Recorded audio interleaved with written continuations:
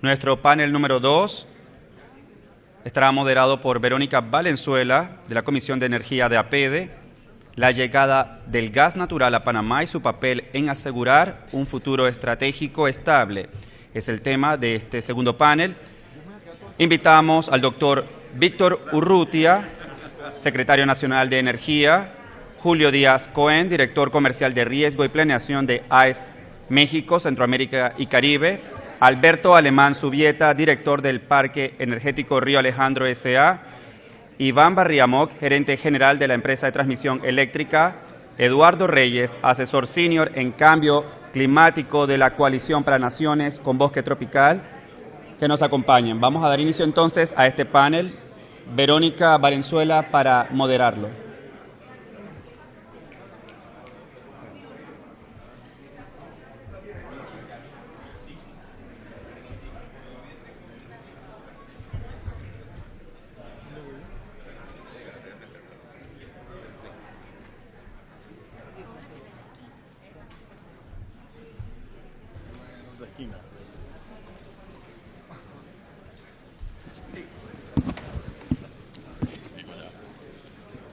Bien, vamos a dar inicio entonces a este panel.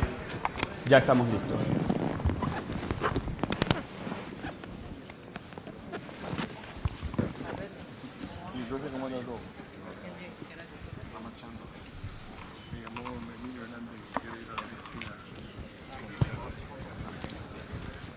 Bueno, nuevamente, buenos días a todos. Gracias por la participación en este foro tan interesante de energía.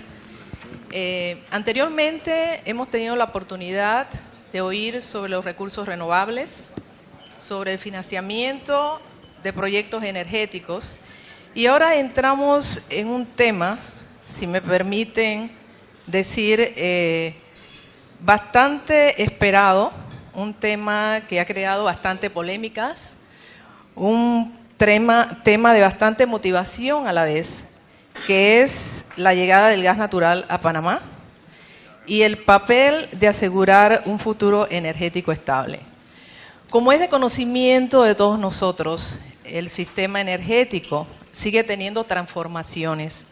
Si pensamos en el búnker, si pensamos en el diésel, si pensamos en el petroleum coke, y ahora estamos viendo los otros sistemas energéticos como son los renovables y el que vamos a plantear ahora con la ayuda del panel que tenemos de lujo en este momento, que es el gas natural. La entrada del gas natural en Panamá viene prácticamente de mano con el plan energético reciente que tiene Panamá, y a la vez no debemos de pasar por desapercibido el compromiso global que tiene Panamá en la firma, en el convenio que se dio en París sobre el aspecto climático. A través de los panelistas, el día de hoy vamos a tener la oportunidad de ver los aspectos políticos, gubernamentales y regulatorios del gas natural. Igualmente vamos a tener la oportunidad de ver un modelo comercial de Santo Domingo, las experiencias que tienen ellos, que hubo en ese modelo, y si el mismo es o no aplicable a nuestro país. Tendremos la oportunidad también de hablar sobre el desarrollo y la distribución. ¿Cómo va a ser esta distribución del gas natural desde los productores hasta el cliente final? La transmisión del gas natural, las redes de transmisión y el aspecto climático, el aspecto ambiental. Queremos, antes de empezar, recordar que cada uno de los expositores tiene 5 minutos para presentar los retos, las soluciones, la visión que tienen del gas natural en Panamá. Posteriormente tendremos la oportunidad de ir a la sección de preguntas, la cual quizás queremos programar como 2 como máximo para cada expositor, depende de cómo manejemos el tiempo. Y sí le pido a la concurrencia que cuando pongan las preguntas me pongan el título a quién va dirigida la pregunta, de esa manera facilitaremos más el desarrollo del panel en mención. Sin más por el momento, aquí teníamos un orden, pero me pidió alguien que cambiáramos un poquito y así lo hice. Pero nos gustaría en este panel empezar con los aspectos comerciales y de mercado. Y le pido al señor Julio Díaz Cohen, que es director comercial de riesgo y planeación de AES, México, Centroamérica y el Caribe, si nos puede hablar un poquitito al respecto. Julio, por favor. Muchas gracias, Verónica. Buenos días a todos. Primero quiero darle las gracias por la invitación a la PEDE y felicitarlo por su 5º foro. Me habían dicho que era de 7 a 8 minutos, me han reducido a 5. Vamos a hacerlo bastante rápido. Tengo una presentación que la idea era caminarlos rápidamente sobre el desarrollo del mercado doméstico de gas natural en la República Dominicana. Podemos pasar al primer slide. Acá no quería dejar de mencionar que las virtudes del gas natural, ¿no?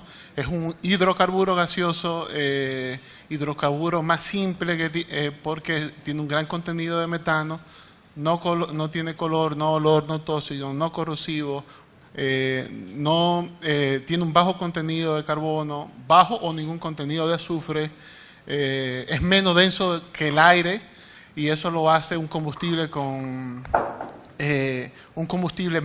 seguro. De hecho es el combustible más seguro para los usos de vehicular, industrial y quema limpiamente.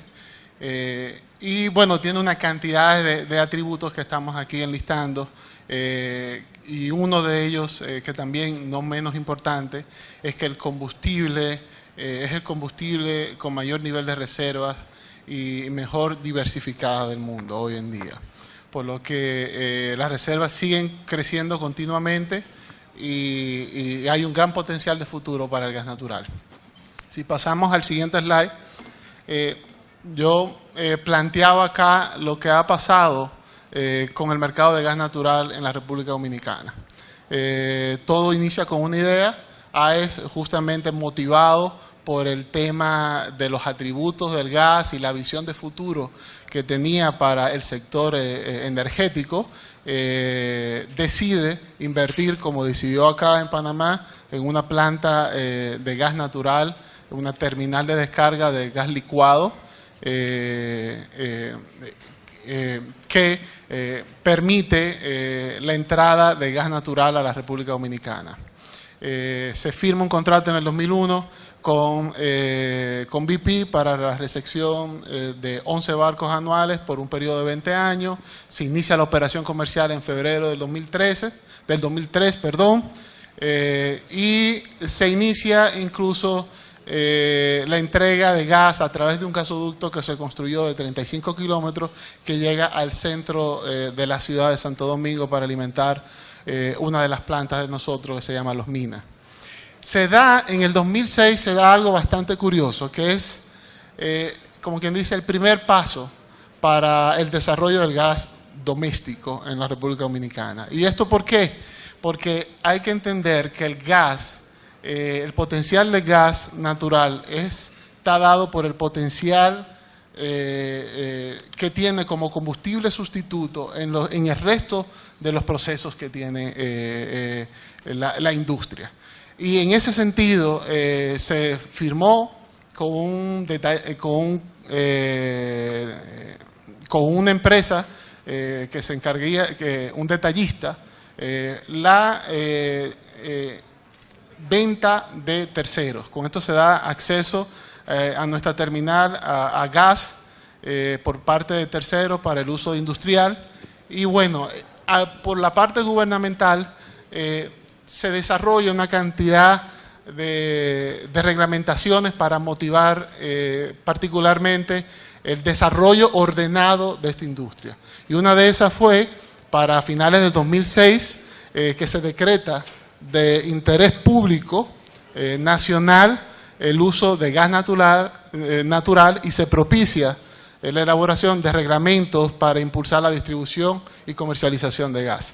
En 2007 Luego se aprueba ya un reglamento detallado de cómo se da la operación de gas natural vehicular, se definen mecanismos para la licencia, certificaciones, talleres, conversiones y fórmula de precio. Y en el 2008 se procede a finalmente aclarar más el resto de los aspectos de la cadena de valor del gas. Del 2009 al 2015, nosotros lo llamamos la segunda expansión de gas, que es el proceso donde particularmente se da el desarrollo del gas doméstico que vamos a ver más adelante. Vamos a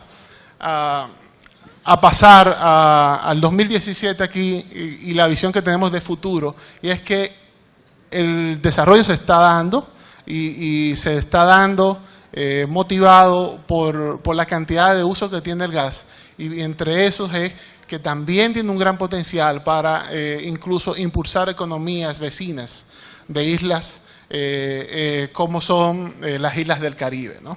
Entonces, si pasamos al siguiente slide, porque quiero tratar de ajustarme lo más que pueda al tiempo, acá resaltar cuáles son los usos de ese gas, ¿no? Hay una red de transporte, que es el gasoducto que construimos. Hay una red virtual que se llama gasoductos virtuales. Hoy hay 5 empresas de distribución de gas licuado y 2 empresas de distribución de gas comprimido que operan en la República Dominicana, y ya se está dando los primeros pasos para iniciar la distribución regional a través de contenedores. Con eso, ¿qué tenemos? Hoy, ¿qué tenemos? En generación hay 700 megavatios de generación.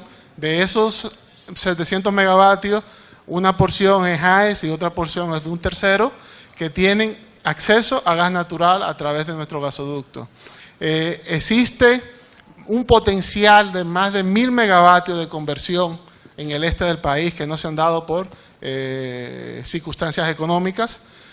Hay un potencial industrial enorme. Hay 72 industriales hoy convertidos en gas natural, y hay potencial de expandirse a empresas mineras. En tema de transporte hay 15.000 vehículos hoy convertidos y 32 estaciones de expendio. Y en tema de turismo, que ustedes saben, la industria hotelera es muy intensiva allá en República Dominicana, pues hay cadenas de hoteles hoy trabajando en el este del país que ya tienen incorporado gas natural en sus procesos, ¿no? Ok, entonces yo quería solo resaltar estos 2 slides y con esto termino. Uno es qué ha pasado con la matriz energética. Ha evolucionado, ha cambiado y está bastante diversificada. O sea, si ustedes ven, desde el 2003 al 2015 tenemos una gran contribución del gas natural y contribución en las reducciones de emisión de CO2. Siguiente slide. Acá lo que ha pasado con las ventas de terceros. La franja verde es el gas que utilizamos nosotros para nuestra planta, contratado inicialmente con el contrato de BP. El resto es a través de acceso de terceros. Hoy estamos alrededor de 3 o 4 barcos anuales adicionales a nuestro consumo. En el siguiente slide mostramos ya, por último, las aplicaciones. Esto es el gas natural licuado arriba, donde hay una terminal de camiones y hay tanques que los industriales tienen que invertir para su conversión. Y hay un sistema de red de comprimido y red de estaciones hoy en República Dominicana que operan gas natural. Muchas gracias. Gracias, Julio. Nos gustaría ahora preguntarle a Eduardo Reyes sobre el aspecto socioambiental del gas natural. Eduardo es asesor senior en el cambio climático de la Coalición para Naciones con Bosques Tropicales. Eduardo. Sí, gracias y muy buenos días a todos. La pregunta es interesante y quiero empezar por decir que voy a agradecer al fenómeno del Niño, porque es el fenómeno que nos ha hecho hablar ahora de cambio climático.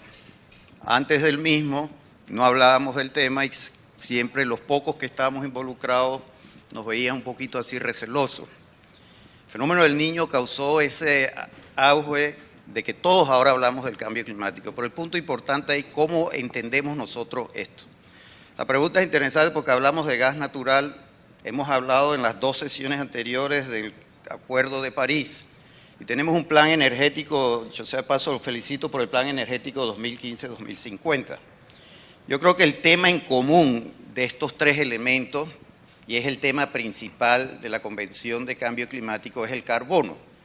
Allá no se habla de otra cosa sino de carbono y tiene que ver con temas muy fuertes desde el punto de vista económico y eso es lo que se negocia en estas convenciones y que actualmente se está siguiendo lo que pasó en el Acuerdo de París, que se le debiera dar mucho seguimiento.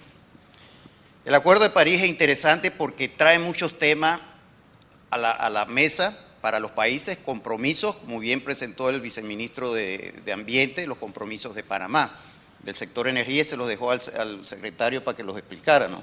Yo no los entiendo, secretario, ¿no? Sin embargo, el tema del gas natural es importante saber qué significa.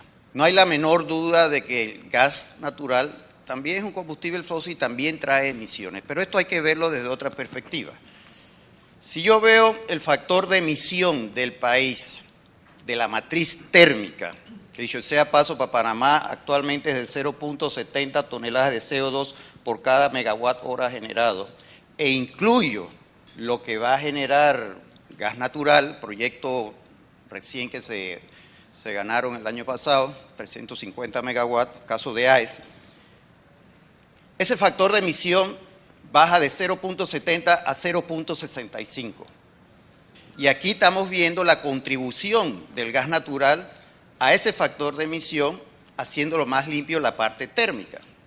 Ok, hay otra perspectiva. Si yo veo el factor de operación térmico renovable en su conjunto, y cuyo factor de emisión, ambos es de 0.22, el gas natural lo va a ascender y lo lleva a 0.305 toneladas de CO2 por cada megawatt hora generado. Entonces, estos contextos hay que hablar. Y vuelvo e insisto, si vamos a hablar de cambio climático y vamos a hablar de energía y vamos a hablar de compromisos, tenemos que hablar en términos de carbono, algo que todavía cuesta de entender y existen todas las metodologías para conversarlo. Esto nos lleva a tratar de ver qué significa los compromisos del 30%. Si no me equivoco y me corrige, secretario, yo creo que el escenario de referencia tiene proyectado más de 56.000 gigawatt horas para el 2050, 36.000 si es el escenario alternativo. Creo que de capacidad instalada son 16.000 en el tendencial y 13.000 en el de referencia. Aquí hay algo importante porque aquí hay 70% térmico en el escenario de referencia y 30 y algo en el escenario alternativo. Pero al final también es importante resaltar que aquí es donde se ve el tema de las energías renovables no convencionales, que en el escenario alternativo nos llega más de 50% de capacidad instalada y en el escenario de referencia andan por 6 o 7, ¿no? Pero mi contribución ha sido del 30%, la cual no entiendo, pero lo podemos descifrar de otra manera. Yo agarro ese escenario de referencia y tendencial y lo tengo que llevar al término común de la convención, porque todos estamos hablando de que hay que reducir emisiones. Pues utilizando la metodología simple ajustada, es muy sencillo calcular esto. Y ese escenario tendencial me proyecta que en el 2050 voy a tener aproximadamente 29 millones de toneladas de CO2 provenientes del sector térmico. Y si lo veo en el escenario de alternativo, voy a tener alrededor de 6 millones de toneladas de CO2 equivalente. Hay un gran diferencial de 23 millones para el año 2050. Si lo veo del 2000 al 2050, es posible que vayamos a reducir más de 400 millones de toneladas de CO2 equivalente. ¿Por qué digo todo esto? Porque el gas natural contribuye a esta situación. Y definitivamente los compromisos que se pueden obtener, sociales, ambientales, pueden ser grandísimos, sí y solo sí, también ponemos una estrategia clave en el tema de cómo podemos negociar partes de estas reducciones que se van a dar en ese sector energético con una matriz como ustedes la están presentando del 2015 al 2050. Pero hay algo que hace mucho ruido y que dentro de estos tres sectores, por llamarlo así, gas natural, la Convención de Cambio Climático, el Acuerdo de París y el Plan de Energía 2015-2050, es el tema de la descarbonización de la matriz energética. El viceministro habló claramente que Panamá solo emite el 0.02%, y de hecho es un poquito menos, 0.0199%, de las emisiones globales. ¿Por qué tengo un plan? ¿Por qué insisto en descarbonizar si puedo decir que mi matriz energética no está carbonizada? Y eso se puede observar fácilmente porque si yo hablo de descarbonizar me tengo que comparar contra alguien. Y muy fácil, en el plan energético mencionan algunos países en Latinoamérica, Chile y México. México tiene más de 700 millones de toneladas de CO2 hoy día y Chile anda por 60, 70 millones. Nosotros estamos muy lejos de ese punto. Pero lo importante de esto es que cuando yo veo las consultas de este tema y que se habló y que todo el mundo quiere la descarbonización, esa es una de las acciones, creo que su cuarta acción del plan, y que todo el mundo lo quiere. A nadie se le dijo que esto era un impuesto. Y cuando esto se crea como un impuesto, nos quita mucha competitividad e incluso para accesar a temas del Fondo Verde, incluso para accesar a temas de mercados de carbono.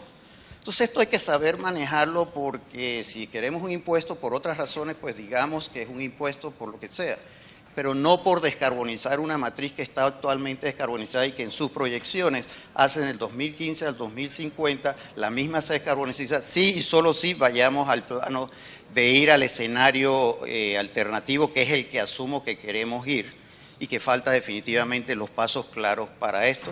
Que usted menciona 8 acciones y entre eso también incluyo que el gas natural está en las hidroeléctricas porque es el manejo de las cuencas hidrográficas, el 17%, 15% en ambos escenarios considera las hidroeléctricas. Entonces lo dejo ahí en esta manera porque esta relación de estos tres se tiene que hablar en términos de carbono. Gracias.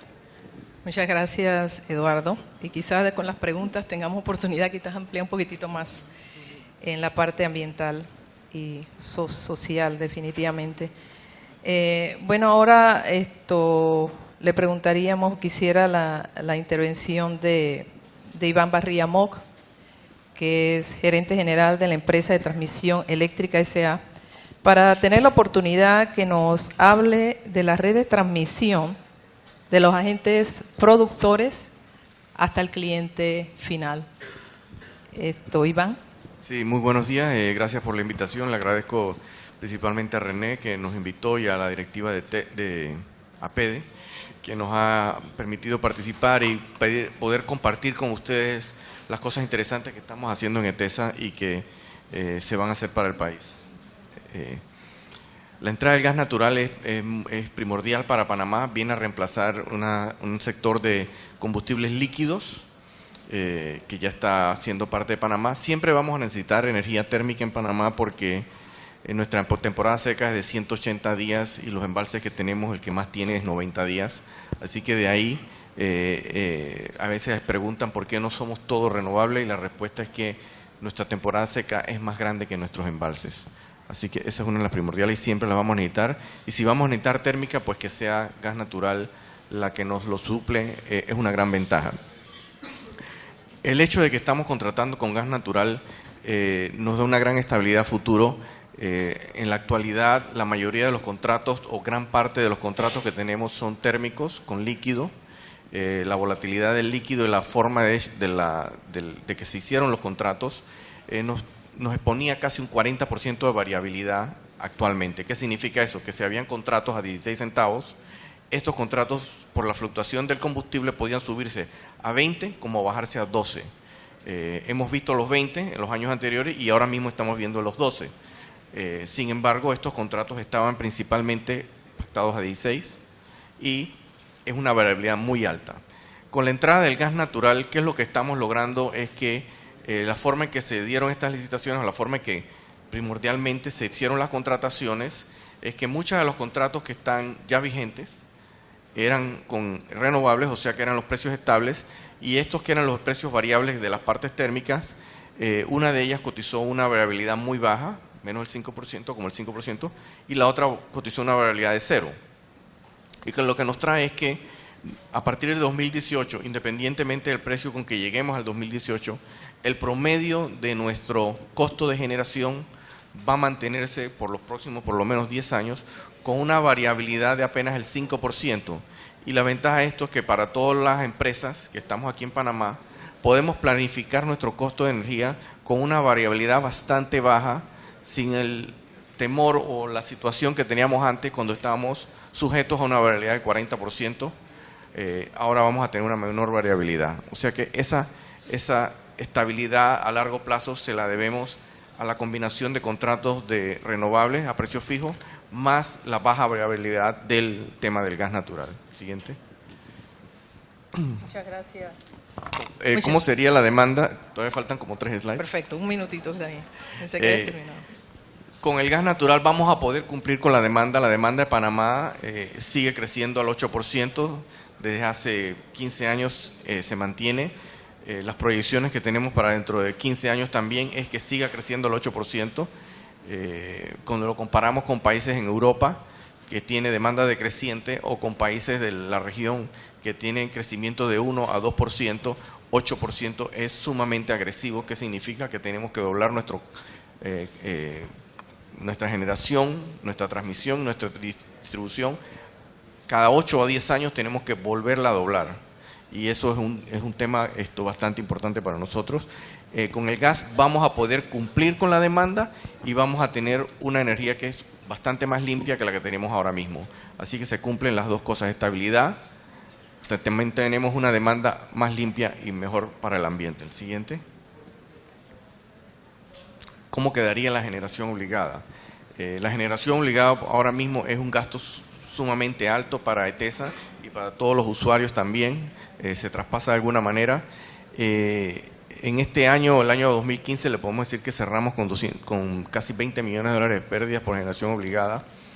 A partir de que estamos haciendo las mejoras en las líneas de transmisión, vamos a eliminar esa generación obligada, va a ser como el humo de las llamas, finalmente vamos a poder salir de ella, pero esto lleva grandes inversiones. En las líneas norte-sur, entre Colón y Panamá, entramos con 480 megas de capacidad. De aquí al 2018 vamos a entregarla con 3.000 megas de capacidad entre norte y sur. En el eje este y oeste, no solamente 3.000 megas, sino que vamos a formar un anillo porque vamos a hacer una línea nueva entre Panamá y Colón que lleva una ruta diferente a las 3 actuales. De la misma manera, entre este y oeste, entramos con 600 megas de capacidad real. Vamos a entregarla con casi un poquito más de 3.000 megas de capacidad real.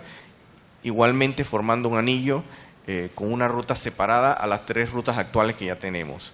En ese sentido, eliminamos la generación obligada, que es un costo alto, y no solamente eso, sino que vamos a tratar de disminuir la pérdida de transmisión, que ahora mismo está en un 4%. Tenemos la oportunidad de, con todas estas inversiones, disminuirlas a posiblemente el 2%. Vale la pena resaltar que cada punto porcentual de la pérdida del sistema representan entre 10 y 15 millones de dólares de ahorro, que eso se transmite directamente al usuario en el momento que lo podamos tener. Y como último beneficio de la expansión de la red es que la principal operación o la principal responsabilidad de TESA es mantener la red funcionando arriba del 99% de disponibilidad. Y eso es algo muy importante para todas las empresas que se mudan, que trabajan en Panamá, y es que tener la tranquilidad de que en Panamá se va muy poco la luz. Nosotros ahora mismo la mantenemos en 99% de disponibilidad. Con todas estas inversiones que estamos haciendo, estamos aumentando la redundancia de la red y queremos mantenerla y posiblemente mejorarla. Así que en ese sentido, la red se está multiplicando, la red se está expandiendo, y yo creo que estamos cumpliendo con el tema de dejar una red de transmisión que cubra no solamente la demanda actual, sino que nos permita por lo menos mirar hacia 8 años adelante, que tengamos la capacidad suficiente, y mientras tanto vamos a tener la ventaja de que disminuimos la pérdida de transmisión. Yo creo que ya esta sería la última. Los retos de la última slide. los retos. Esto es una gráfica que cortesía de Nagas de España, en la cual vemos cómo a lo largo de la historia o los últimos 2 años el costo de generación del carbón y del gas se han ido aproximando. O sea que si seguimos extrapolando la gráfica hacia el futuro, va a llegar el momento en que efectivamente posiblemente el costo de generación con gas sea muy similar al costo del carbón, lo cual significa que vamos a poder tener una energía no solamente limpia, sino con un precio bastante asequible. Y la última es los retos que tiene el CND para el futuro, y es que en el CND estamos tomando muy en serio la integración de las energías renovables no convencionales como solar y eólica, que tienen una capacidad muy importante durante la hora pico de Panamá. El fenómeno de Panamá es la hora pico, y falta la última. Y entonces estamos haciendo fuertes esfuerzos para poder controlar el despacho de estas energías renovables, ya que lo que queremos es que se puedan despachar siempre, no tener que regularlas y darle la mayor cabida.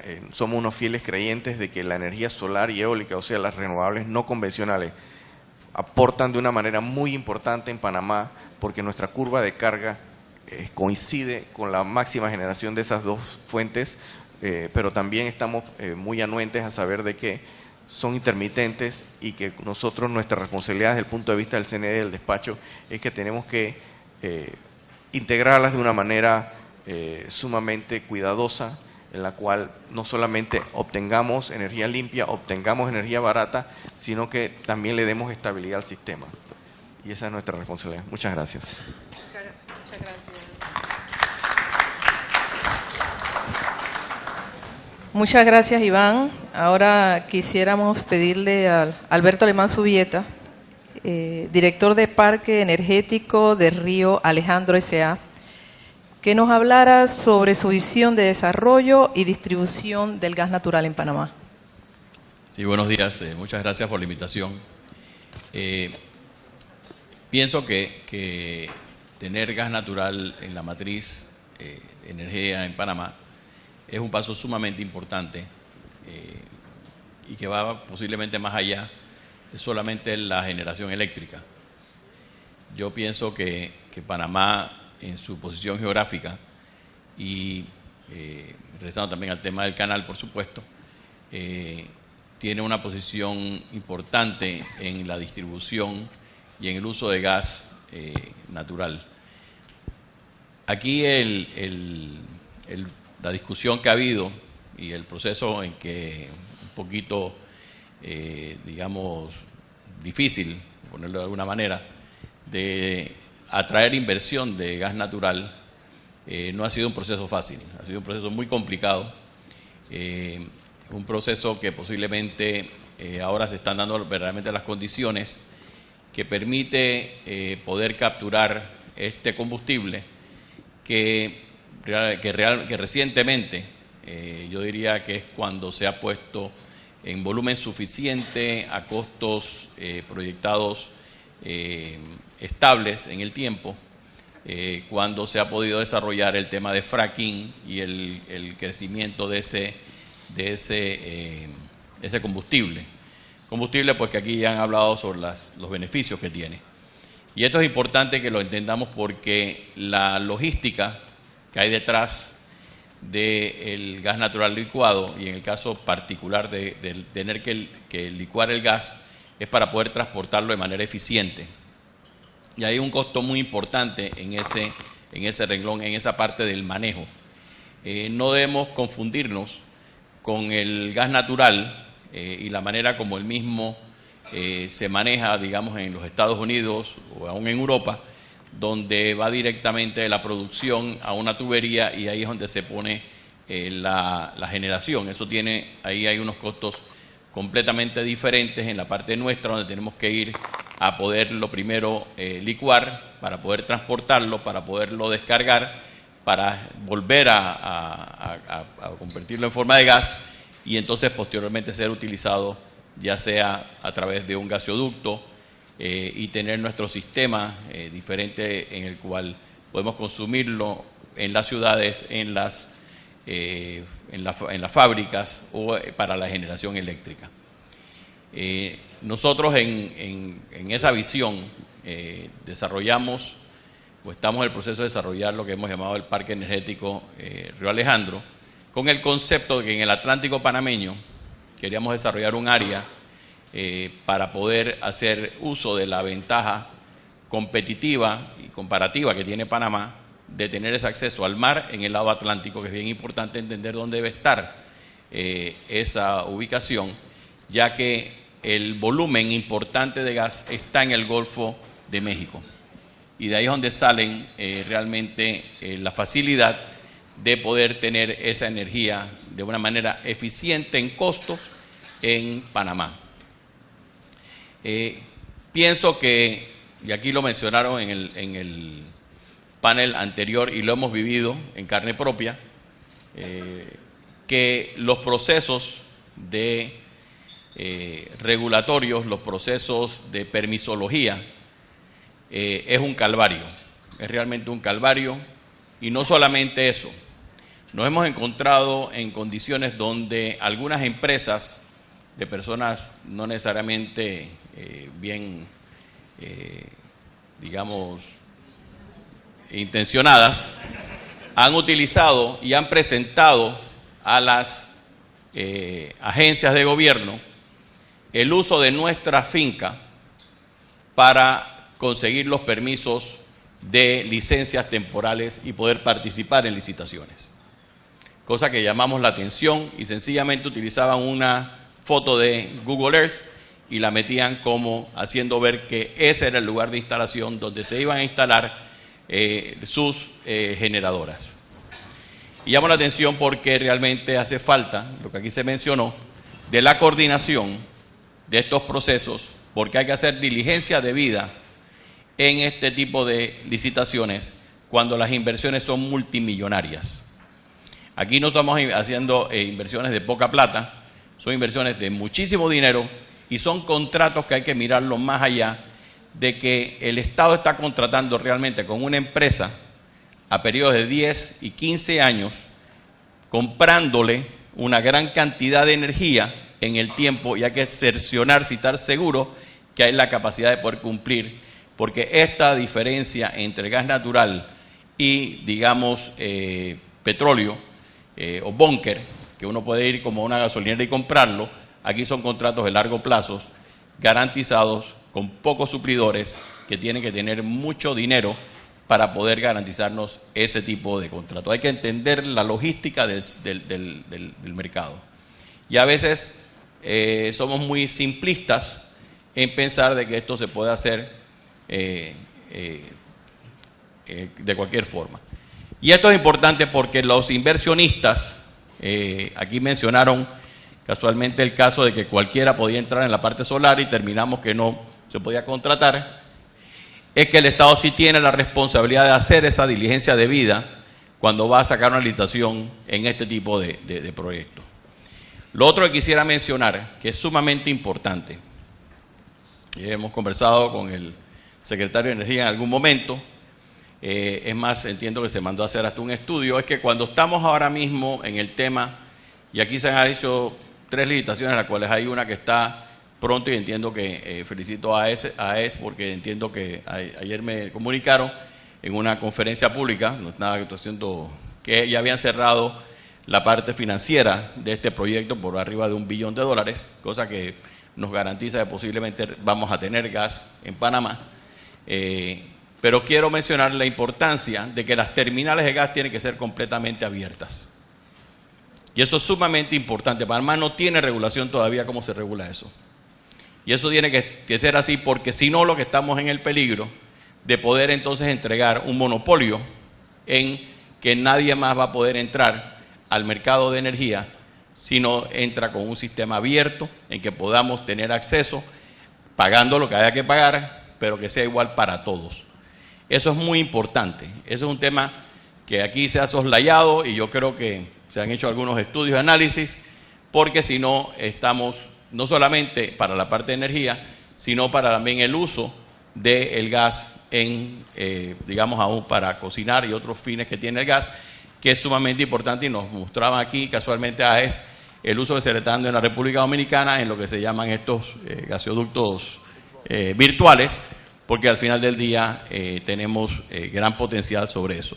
Y realmente hay que reconocer ciertamente la inversión que se va a hacer, y no hay nada malo en eso, porque esa parte, ese segmento del recibo, el almacenamiento y regasificación debe manejarse de una manera diferente que la parte de generación de energía, que eso es otro segmento de este negocio. Muchas gracias.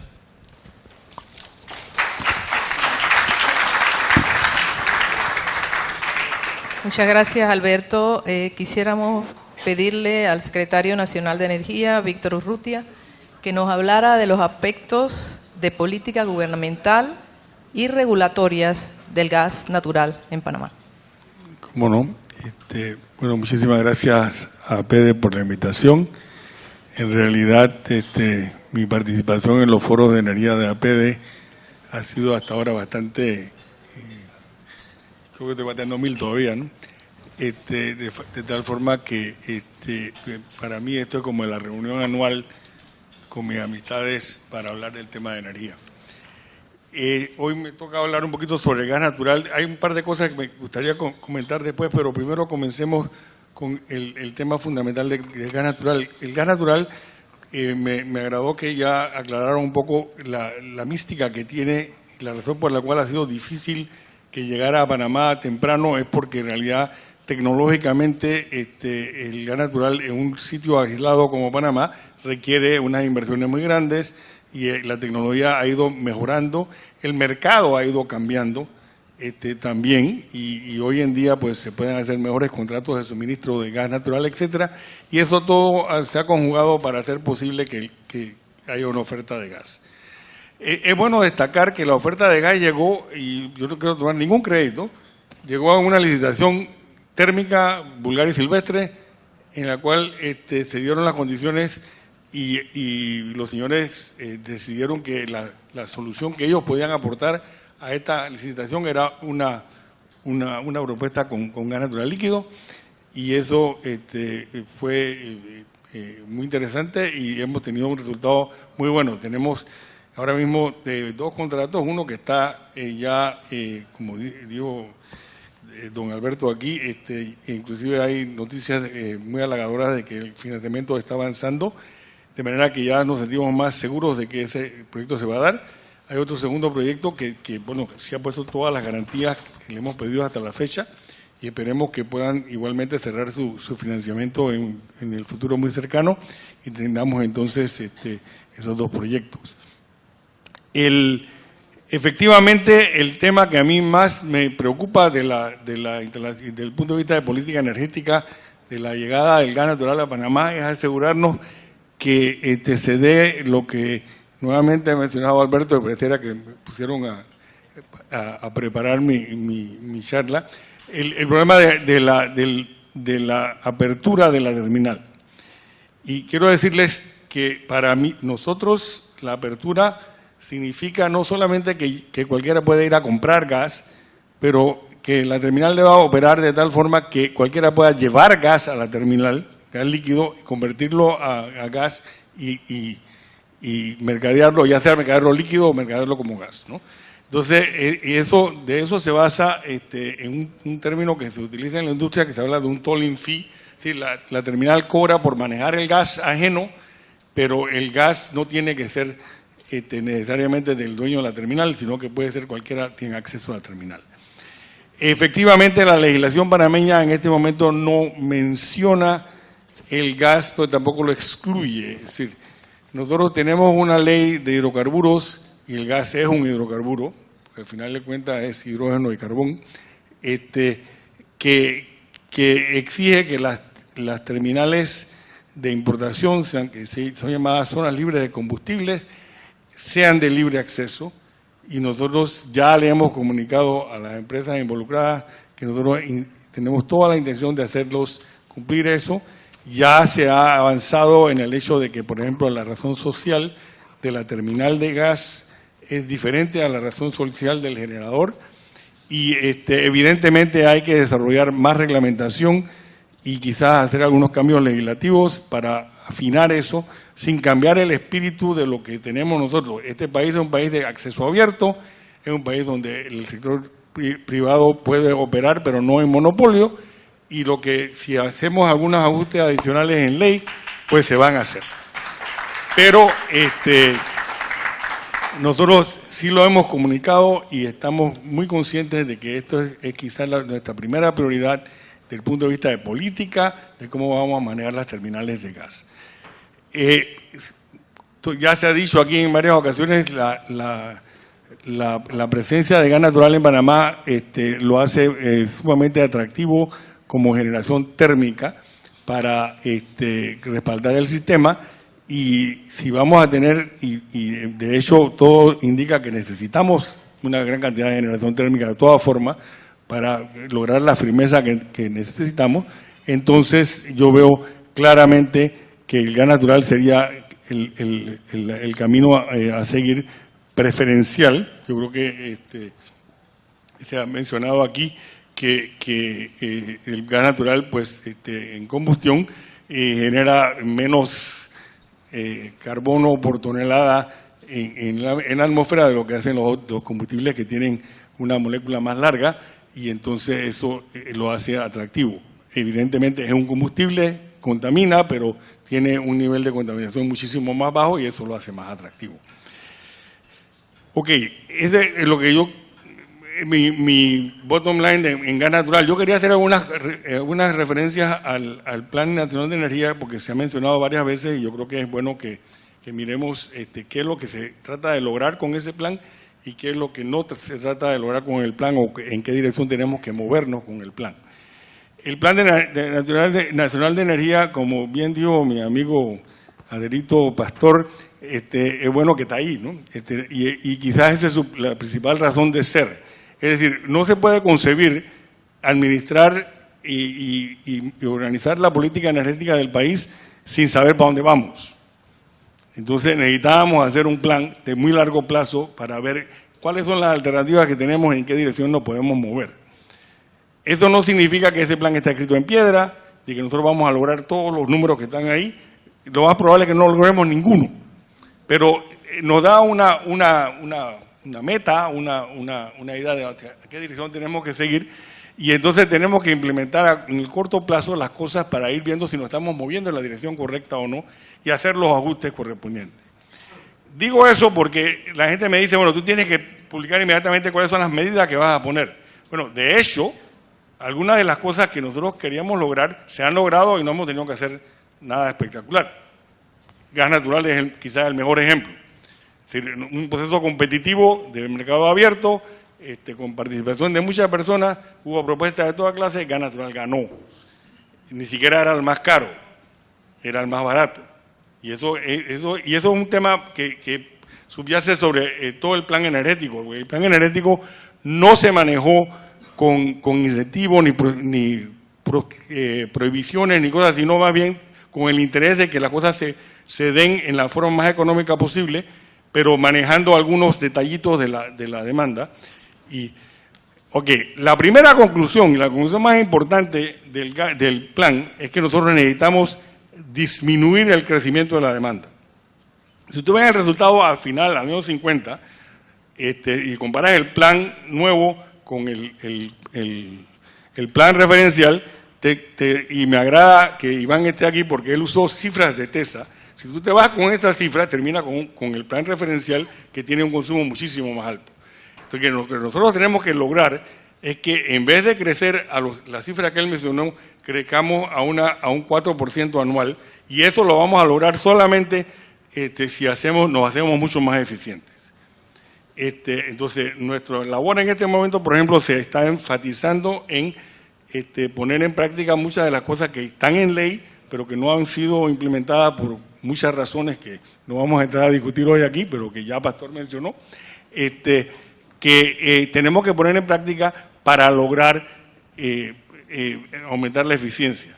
Y ese quizás es la parte más importante. Entonces, lo que yo quería decir es que cómo lograr el objetivo, el compromiso que tenemos con el Acuerdo de París, es bajando la demanda y reemplazando la generación por generación que pueda ser más limpia. Pero muy importante, bajar la demanda.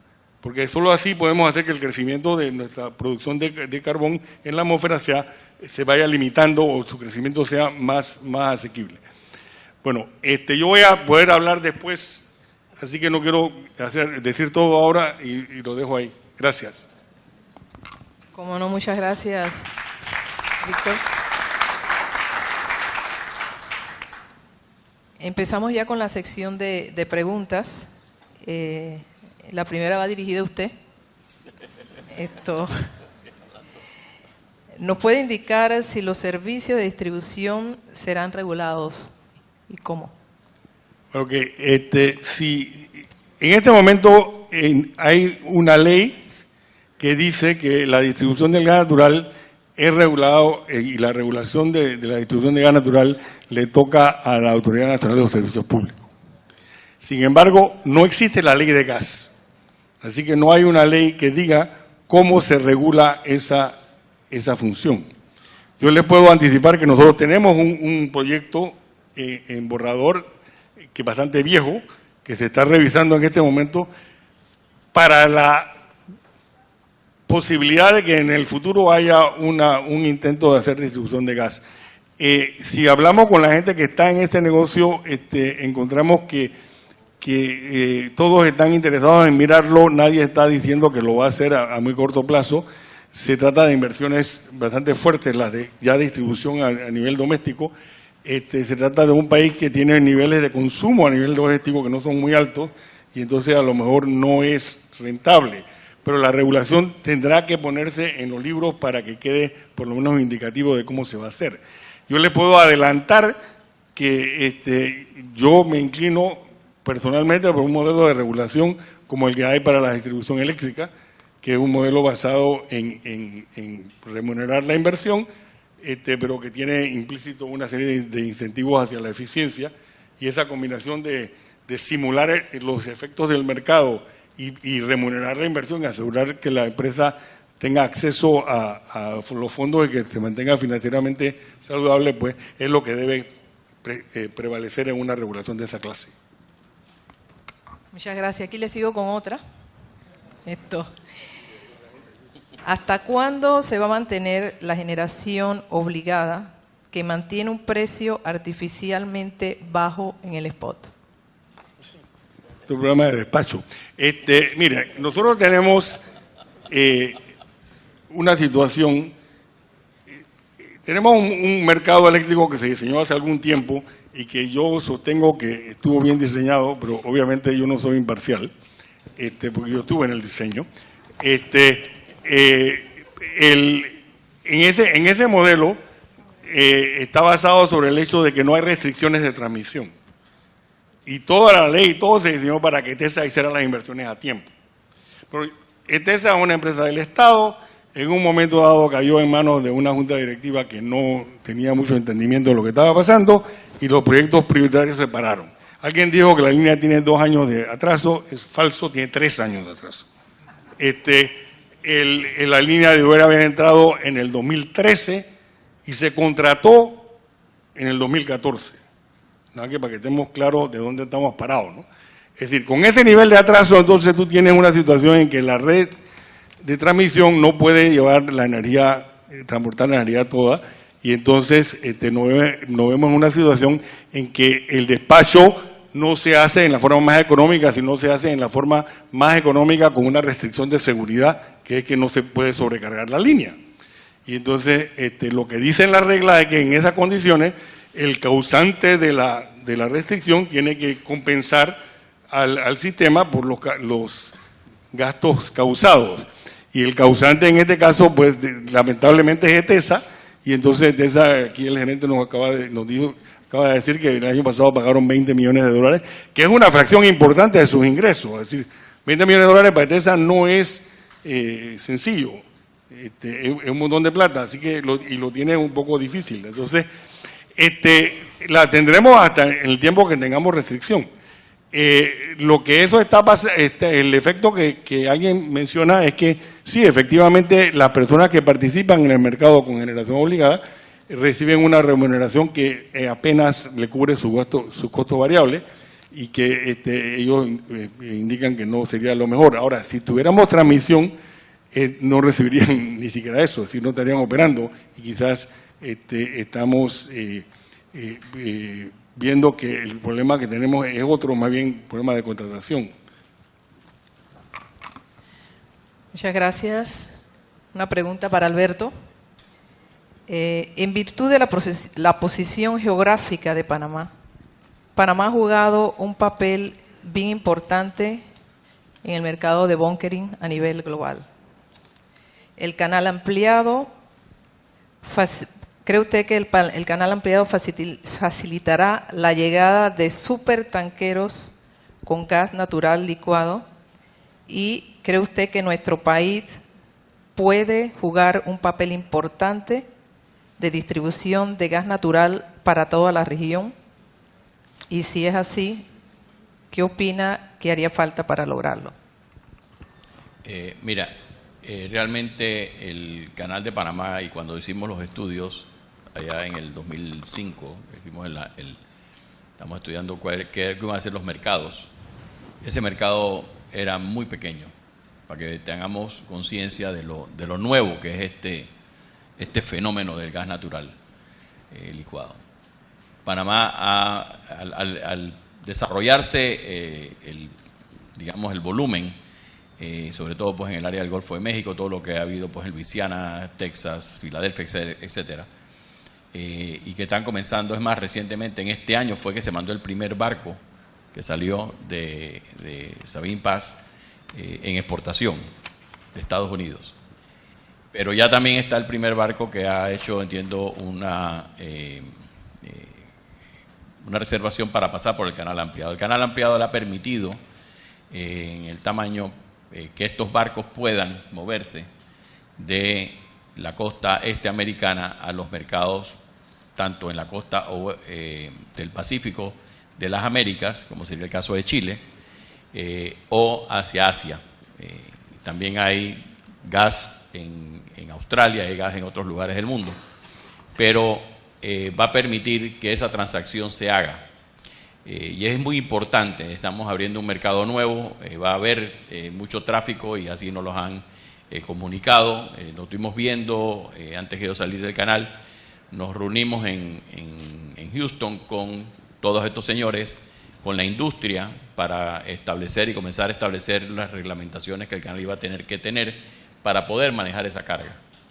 Ahora, eso hace que va a ser un paso importante para el manejo de gas natural licuado a través de Panamá. La industria, y casualmente por una serie de restricciones que está poniendo a nivel mundial en las emisiones a los barcos, en el tiempo, y pienso que va a ser más pronto que tarde, van a comenzar, y ya hay barcos que han transitado por el canal, que se han fabricado expresamente para ser utilizados con gas natural, que se están moviendo entre la costa este americana y el Caribe. Hay una empresa que se ha dedicado a hacer unos barcos de contenedores de pequeños, son como de 3.000 contenedores, pero que están funcionando plenamente con gas natural. El problema que tiene eso, y es más, en Europa se ha exigido que algunos puertos tengan la capacidad de poder entregar gas natural a los barcos. Es decir, el problema es como lo mismo, ¿no? Donde están las estaciones de servicio. Panamá puede jugar un papel importante, podría jugar un papel importante y va a requerirse efectivamente que las terminales tengan la capacidad de poder tener el almacenaje y posiblemente también poder entregar, hacer lo que se hace en bunkering, pero el combustible sería gas natural en la medida en que los barcos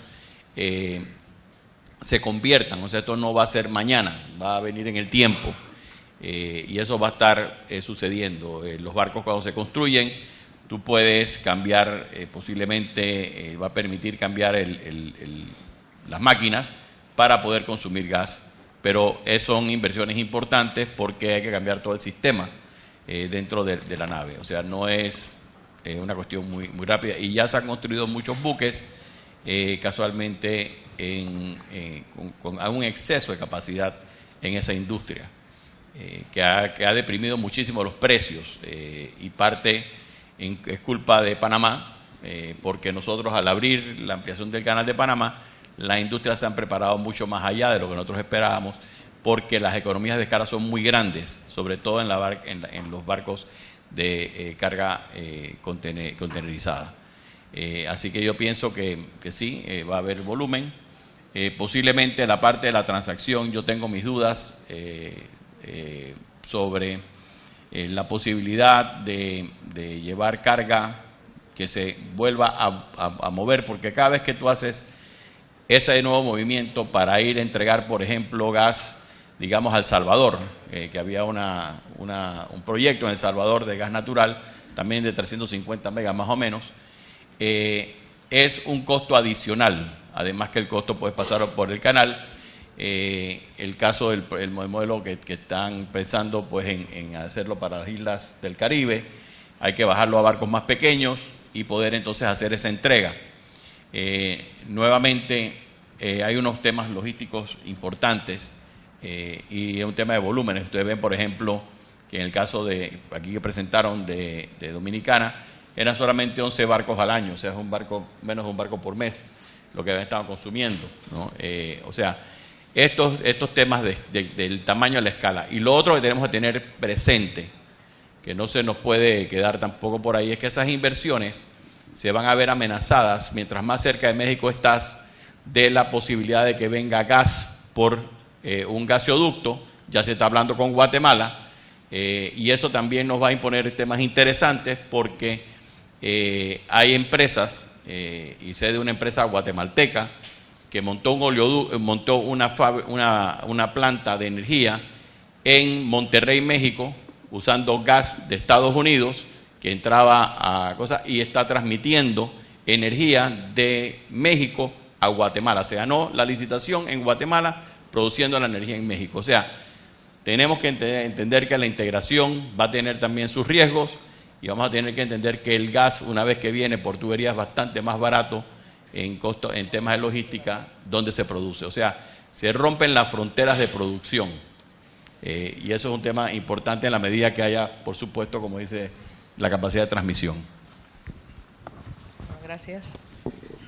La siguiente va para Iván.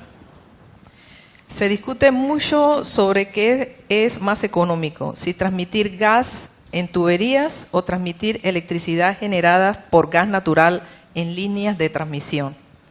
Hemos escuchado que se piensa llevar gas natural desde el centro de regasificación en Colón hacia plantas que están ubicadas más lejanas, de acuerdo a su viabilidad económica. ¿Cuál de las dos alternativas ve usted más viable para Panamá? Bueno, eso es un tema que siempre está debatiéndose, con los costos del gas natural bajando, como vimos en una gráfica. El tema es si es más barato o no, más bien si es más conveniente o no. Hay plantas que ya están establecidas en el lado del Pacífico, o sea que si se toma la decisión en algún momento dado de traerla, no es para generación nueva, sino para generación instalada. Por supuesto que generación nueva siempre va a ser más rentable o más económicamente factible instalarlas cerca del punto de entrega, que sería cerca de la costa de Colón, donde va a estar la terminal. El hecho de transmitirlo o llevarlo o moverlo dentro del país siempre tiene sus beneficios adicionales, y se está hablando más bien es de sistemas de generación que ya están instalados. El costo del gas cada vez reduce menos, pero la norma clásica es que es más fácil transportar electrones que moléculas. Entonces, bajo ese punto de vista, yo creo que los nuevos desarrollos de plantas de generación siempre van a estar ubicadas muy cerca de la terminal.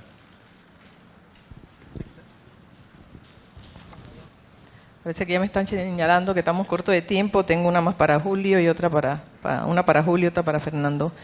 Esta va para Julio. ¿Cuál es el impacto en emisiones por generación de gas versus hidros, eólica y solar? ¿Y por qué no usan equipos de arranque rápido, que es mejor para integrar renovables? ¿La repito? Sí, ¿puedes repetirlo, por favor? Sí. ¿Cuál es el impacto en emisiones por generación de gas versus hidro, eólica y solar? ¿Y por qué no usan equipos de arranque rápido, que es mejor para integrar los renovables? A ver, hay que entender el tema de las emisiones en la energía con energía eólica, solar. Se trabaja a través del ciclo de vida del proceso de construcción de la planta hasta la operación. En la operación no tienen emisión, obviamente solamente en la construcción de los equipos, en contraste con los combustibles fósiles, ¿no?, que operando sí emiten, y obviamente en la construcción también tienen emisiones, ¿no? Entonces, los números obviamente no lo tengo acá a mano. Sin embargo, como siempre se ha dicho, el tema del gas natural es que el gas natural dentro de los combustibles fósiles es el combustible de menor emisión. Y obviamente cuando se compara con energía renovable, hay que tener algunos detalles en mente. Primero, que no son tan comparables, porque la energía que proviene de gas natural es energía firme, energía que tienes ahí, que la puedes detener 24/7 todo el tiempo, siempre que tengas combustible, contrario a gran parte de la energía que proviene de eólica o solar o generadores hidro de filo de agua, ¿no? Entonces, hay que entender hay que separar esa diferencia, pero yo entiendo que definitivamente, para darle un número solamente, el gas natural está teniendo, en comparación con el resto de los combustibles fósiles, alrededor del 60 a 70% menos emisiones de CO2. Muchas gracias. Ya me están marcando el tiempo, pero tenemos una pregunta para Eduardo. En referencia al Acuerdo de París sobre cambio climático, mencionado anteriormente en el panel, ¿cuál es la opinión de la relación entre el Plan Nacional de Energía y la inclusión de gas natural desde la perspectiva ambiental? Bueno, yo creo que anteriormente respondí a esa pregunta. En un estimado que pude hacer tomando en cuenta el factor de emisión térmico que tiene la matriz energética de Panamá al 2015, que es de 0.70 toneladas de CO2 por megawatt hora generado. La inclusión del proyecto de AES, la inclusión del proyecto de AES traería una reducción de ese factor de emisión de 0.70 a 0.65 toneladas de CO2 por cada megawatt hora generado. Es una forma de ver la inclusión de esto. Si yo agarro toda la generación, definitivamente no puedo comparar gas natural con energías renovables que tienen cero emisiones. Ahí cambia un poquito la relación. La relación sería el factor de emisión incluyendo las renovables de 0.22, y con la inclusión de la planta subiría a 0.302, si no me equivoco, toneladas de CO2 por cada megawatt hora generado.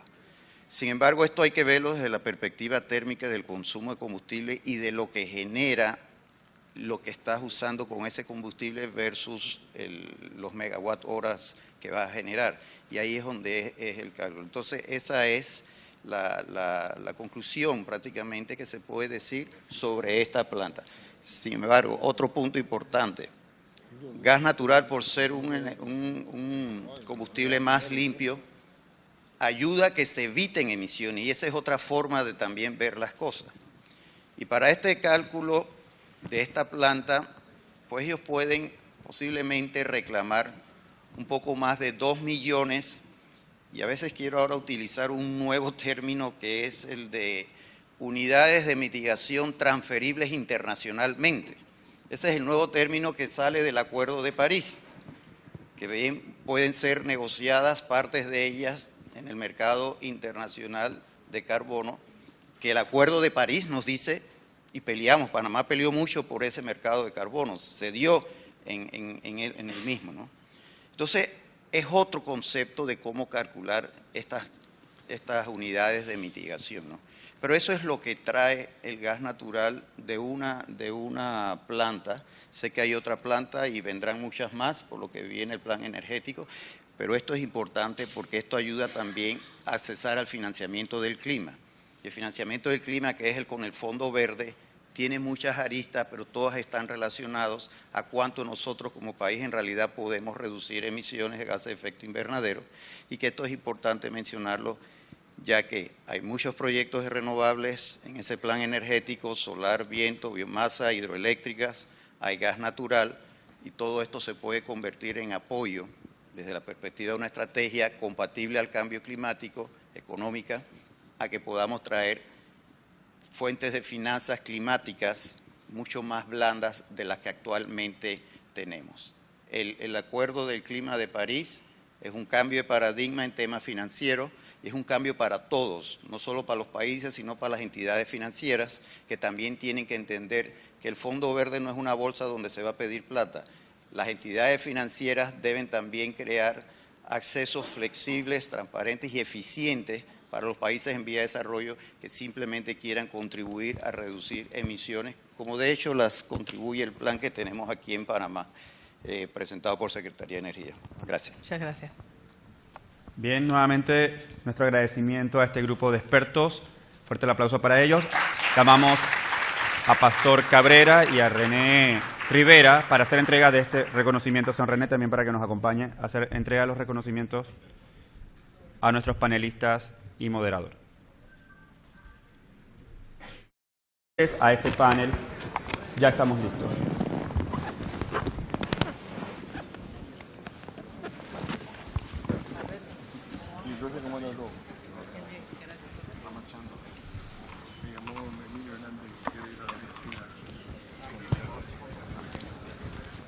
Bueno, nuevamente, buenos días a todos. Gracias por la participación en este foro tan interesante de energía. Anteriormente hemos tenido la oportunidad de oír sobre los recursos renovables, sobre el financiamiento de proyectos energéticos, y ahora entramos en un tema, si me permiten decir, bastante esperado, un tema que ha creado bastante polémicas, un tema de bastante motivación a la vez, que es la llegada del gas natural a Panamá y el papel de asegurar un futuro energético estable. Como es de conocimiento de todos nosotros, el sistema energético sigue teniendo transformaciones. Si pensamos en el búnker, si pensamos en el diésel, si pensamos en el petroleum coke, y ahora estamos viendo los otros sistemas energéticos como son los renovables, y el que vamos a plantear ahora con la ayuda del panel que tenemos de lujo en este momento, que es el gas natural. La entrada del gas natural en Panamá viene prácticamente de mano con el plan energético reciente que tiene Panamá, y a la vez no debemos de pasar por desapercibido el compromiso global que tiene Panamá en la firma, en el convenio que se dio en París sobre el aspecto climático. A través de los panelistas, el día de hoy vamos a tener la oportunidad de ver los aspectos políticos, gubernamentales y regulatorios del gas natural. Igualmente vamos a tener la oportunidad de ver un modelo comercial de Santo Domingo, las experiencias que tienen ellos, que hubo en ese modelo, y si el mismo es o no aplicable a nuestro país. tendremos la oportunidad también de hablar sobre el desarrollo y la distribución. ¿Cómo va a ser esta distribución del gas natural desde los productores hasta el cliente final? La transmisión del gas natural, las redes de transmisión.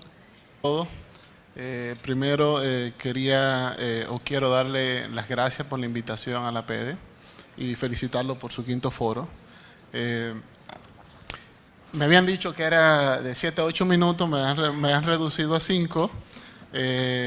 Vamos a hacerlo bastante rápido. Tengo una presentación que la idea era caminarlos rápidamente sobre el desarrollo del mercado doméstico de gas natural en la República Dominicana.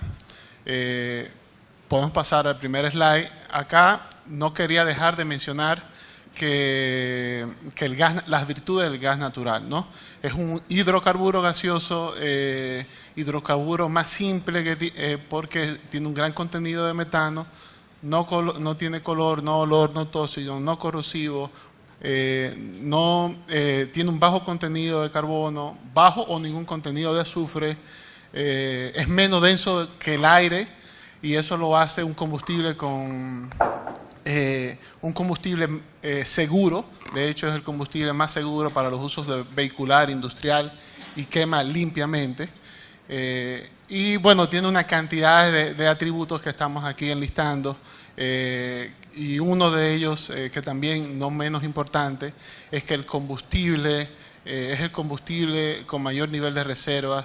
Y el aspecto climático, el aspecto ambiental.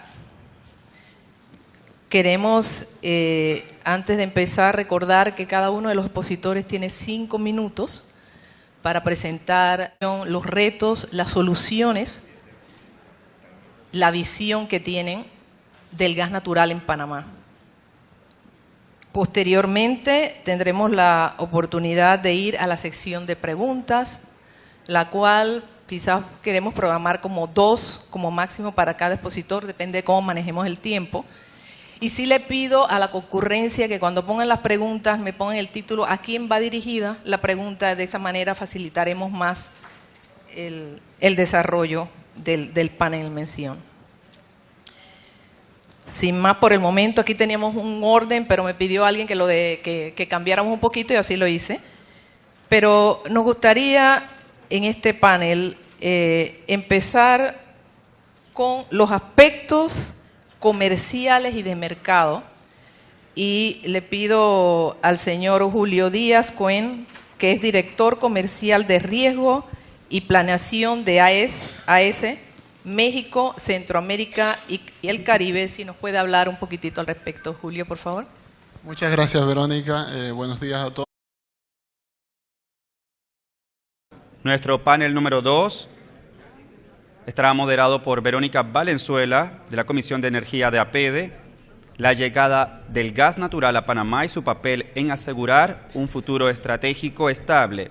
Es el tema de este segundo panel. Invitamos al doctor Víctor Urrutia, secretario nacional de Energía, Julio Díaz Cohen, director comercial de riesgo y planeación de AES México, Centroamérica y Caribe, Alberto Alemán Subieta, director del Parque Energético Río Alejandro S.A., Iván Barriamoc, gerente general de la empresa de transmisión eléctrica, Eduardo Reyes, asesor senior en cambio climático de la Coalición para Naciones con Bosque Tropical, que nos acompañen. Vamos a dar inicio entonces a este panel. Verónica Valenzuela para moderarlo.